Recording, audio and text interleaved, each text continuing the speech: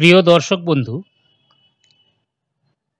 আজকে আমি একটা কেসের ডিটেলস দেখাতে চলেছি। এটি একটি উল্লেখযোগ্য কেস।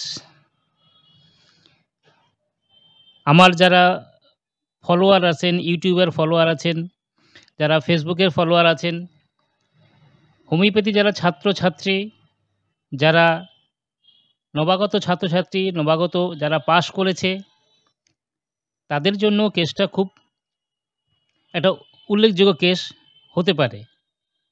যারা হোমিওপ্যাথি অনুরাগী, তাদের জন্য তো খুব ভালোই হবে, এবং যারা হোমিওপ্যাথি সম্বন্ধে উন্নাসিকতা দেখান, যারা ভাবেন যে হোমিওপ্যাথিতে তেমন কোনো রোগের চিকিৎসা হয় না, দু একটা শুধু আঁচিল, কোনো রকমের একটা স্কিন ডিজিজ, একটু জ্বর, সর্দি, কাশি,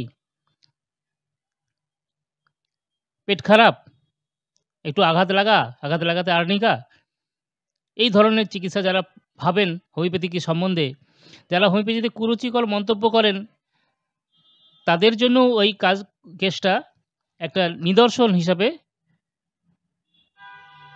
দেখতে পারেন। তা আমি কেসটা আজকের দেখাতে চলেছি জনসাধারণকে স্বাস্থ্য সম্বন্ধে সচেতন করার জন্য। এই ধরনের কেস যে কারুর যে কোনো সময়ে হতে পারে, এবং সচরাচর প্রায় দেখি আমরা, সচরাচর অনেকেরই দেখি। আগে আমি এই কেস দেখিয়েছি অ্যালার্জি, দুটো কেস দেখিয়েছিলাম, একটা কোল্ড অ্যালার্জি, একটা ডাস্ট অ্যালার্জি। আজকে আমি সেই ধরনের অ্যালার্জি, স্কিন অ্যালার্জি, চামড়ায় রোগ। লোকে বলে, খুব দেখা যায় বেগুন, চিংড়ি মাছ, কাঁকড়া, ডিম, মাংস খেলে তাদের নাকি অ্যালার্জি হয়। অ্যালার্জি শব্দটা এর আগেও বলেছি, অ্যালার্জি শব্দটা আমরা আদপে কেউ জানিই না অ্যালার্জির মানেটা কি। অ্যালার্জি মানে আমার যেটাতে পছন্দ না, আমার যেটা শরীরে পছন্দ করে না। অ্যালার্জির পরিষ্কার বাংলা হচ্ছে আমার শরীর যেটাতে পছন্দ করে না, যাকে পছন্দ করে না। তো পছন্দ না করার ফলে কি হয়? আমার শরীরে একটা উল্টো তার প্রতিক্রিয়া হয়। সেই প্রতিক্রিয়ার ফলে আমাদের বিভিন্ন শরীরের বিভিন্ন অঙ্গে তার প্রতিচ্ছবি বা রিফ্লেকশন হয়। এই অ্যালার্জেন বাইরের থেকে যেটা প্রবেশ করে সেটাকে বলা হয় অ্যালার্জেন। সেই অ্যালার্জেনের সঙ্গে আমাদের বডি ইমিউনিটি, শরীরের ইমিউন সিস্টেম একটা যুদ্ধ করতে থাকে। যুদ্ধ করার ফলে কিছু কেমিক্যাল লিবারেট হয়। সেইগুলো আমাদের শরীরে বিভিন্ন জায়গায় বিভিন্ন ব্যক্তি বিশেষে, সবার যে একই রকম হবে তা নয় কিন্তু।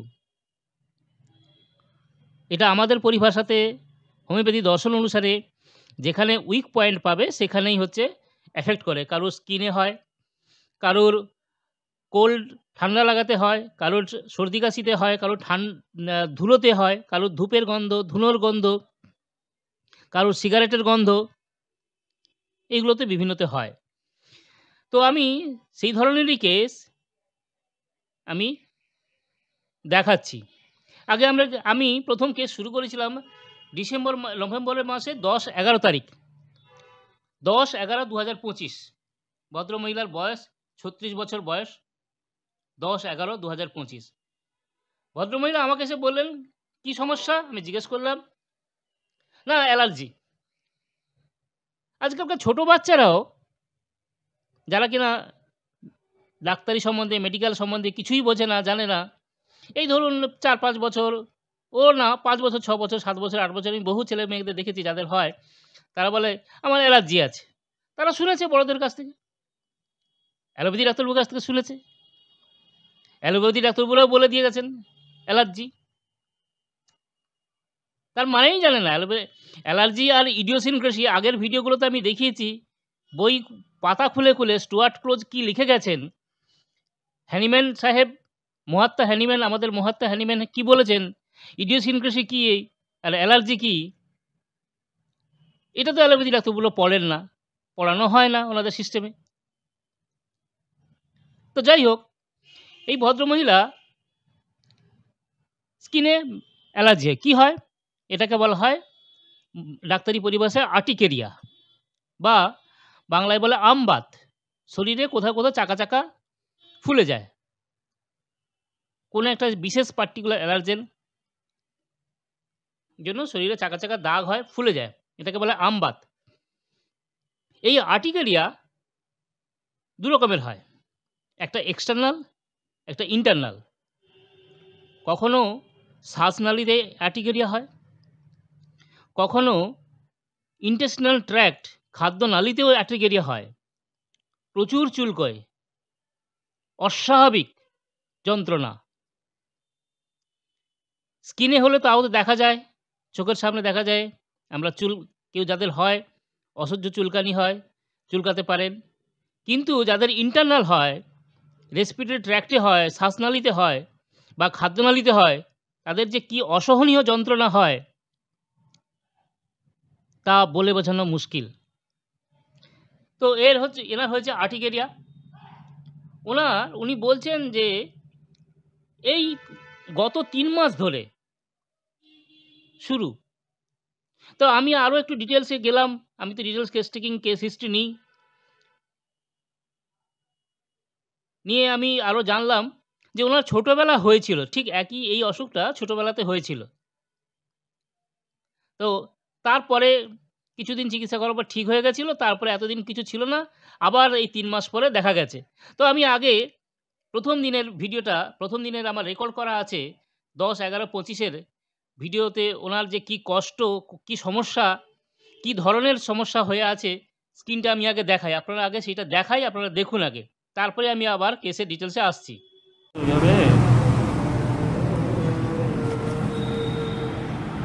হাত দেখি একবার তোলা।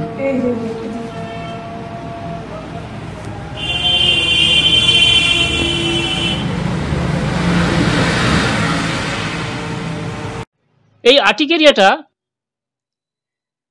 চুলকানিটা, ওনার যে ইচিং হয়, সেই চুলকানিটা একটা নির্দিষ্ট সময় আছে। আমি জিজ্ঞেস করলাম, দিনের মধ্যে সকাল, দুপুর, সন্ধ্যে, রাত্রি কখনো নির্দিষ্ট একটা সময় আছে? হ্যাঁ, বলল যে বিকেলের দিকে বাড়ে আমার। বিকেলে কটার দিকে বাড়ে? না, বিকেল 4টার সময় বাড়ে, সন্ধ্যা 7টা-8টা পর্যন্ত থাকে, তারপরে আবার মোটামুটি ঠিক হয়ে যায়। আমি চিকিৎসা করেছি, অ্যালোপ্যাথি করেছি, কোনো কিছু লাভ হয়নি। তো আমি ডিটেলস কেস হিস্ট্রি নিয়েছি।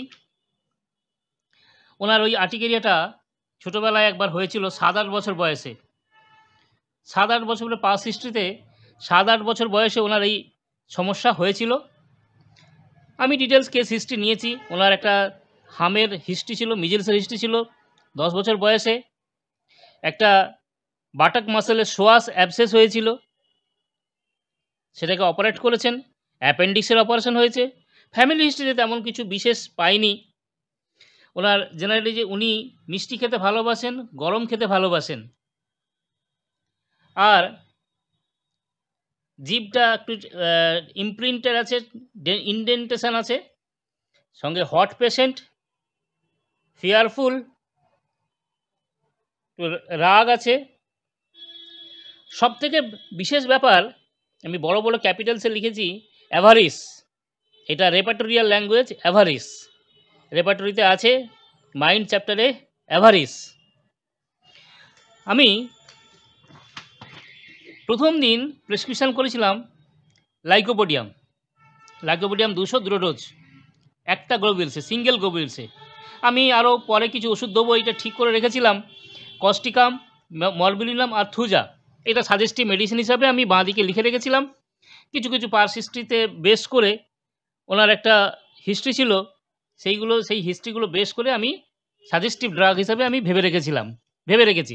এগুলো আমার পরবর্তীতে কাজে লাগলেও লাগতে পারে, আবার নাও লাগতে পারে। তবে লাগার চান্স কিছুটা আছে, কারণ কিছু অবস্টাকলস আছে, আরোগ্যের পথে বাধা আছে। সেই আরোগ্যের পথে বাধাগুলোকে আমাকে দূর করতে হবে। করতে গেলে আমাকে এই মেডিসিনগুলো, ওষুধগুলো দিতে হতে পারে।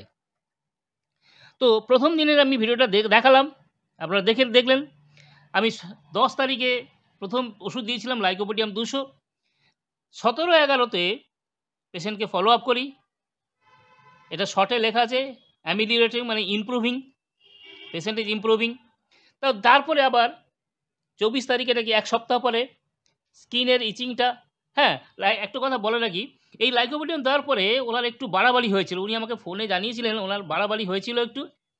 আমি বললাম অপেক্ষা করতে, কোনো কিছু না ওষুধ খেতে, না কিছু লাগাতে, এক্সটার্নাল অ্যাপ্লিকেশন না কিছু করতে।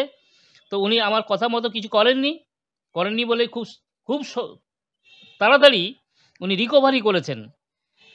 24/11-তে ফলো আপ করি, আমি প্রেসক্রিপশান করি as per Hahnemannian rule, as per Kent যা ইনস্ট্রাকশন দিয়ে গেছেন সেই অনুযায়ী মেডিসিন আমি দিয়ে গেছি। স্কিন কমতে শুরু করেছে। শেষ আমি ফলো আপ করি 1/12/2025। 1/12/2025-এ ফলো আপ করি। তো মাত্র একবারের ওষুধে আমি এই কেসটা কেন উল্লেখযোগ্য এই কারণে বলতে চাইছিলাম যে এরকম একটা কেস যেটা কিনা অ্যালোপ্যাথিদের সারে না, তাহলে আমি কি করেছিলাম? আমি কি আর্টিকেটের ওষুধ প্রেসক্রিপশন করেছি? মানে অনেকে দেখি আর্টিকা ইউলেন্স দিয়ে দেন। অনেকে দেখি এই ধরনের কেসে ইমিউনোগ্লোবুলিন IgE বেশি থাকার জন্য, অ্যালার্জিক রিঅ্যাকশন হওয়ার জন্য অনেকে হিস্টামিন প্রেসক্রিপশন করে। আমি এই ধরনের প্রেসক্রিপশন শিখিনি, আমি পলিফার্মাসি শিখিনি, আমি সিঙ্গেল মেডিসিন প্রেসক্রিপশন করতে থাকি। হ্যানিম্যানিয়ান ইনস্ট্রাকশন, হ্যানিম্যানিয়ান নীতি, হোমিওপ্যাথির নীতি, হোমিওপ্যাথির দর্শন, সমস্ত দর্শন মেনে single simple remedy at one time আমি প্রেসক্রিপশন করেছিলাম। তো আমার কাছে এই ধরনের প্রেসক্রিপশন করাতে লক্ষণীয় অভূতপূর্ব সাফল্য আমাকে এনে দিয়েছে। একবারের ওষুধে, প্রথমবারের ওষুধেই 10 তারিখ আর 17 তারিখ আমি সেই কেসের ভিডিওটা, 17 তারিখের ভিডিওটা আমি আবার রেকর্ড করা আছে, আপনারা দেখুন। তাহলে পার্থক্যটা প্রথম দিনের ভিডিওর সঙ্গে শেষ দিনের ভিডিও, ফলো আপের দিনের ভিডিও আপনারা দেখলে পার্থক্য বুঝতে পারবেন। দেখুন আগে। বাবা কি ছিল কন্ডিশন, এই এত ছিল না এই জায়গাটা, সব জায়গায় ছিল অনেক কমে গেছে, অনেক কমে গেছে, 1 সপ্তাহে অনেক কমে গেছে, ভীষণ কমে গেছে। কেসের ফলো আপ সহ প্রথম দিনের কেস সহ ফলো আপ সহ দেখানোর মাধ্যমে জনসাধারণকে স্বাস্থ্য সম্বন্ধে সচেতন করতে চাইছি। আসুন সবাই মিলে হোমিওপ্যাথির উন্নতি করি, তাতে সমাজের উন্নতি হবে। হোমিওপ্যাথিকে ভালোবাসুন, হোমিওপ্যাথির প্রতি উন্নাসিকতা দেখাবেন না। হোমিওপ্যাথিতেও কঠিন অসুখ সারানো যায়, সারে। আমি এই কেসটার মাধ্যমেও দেখাতে চাইলাম আরও একবার,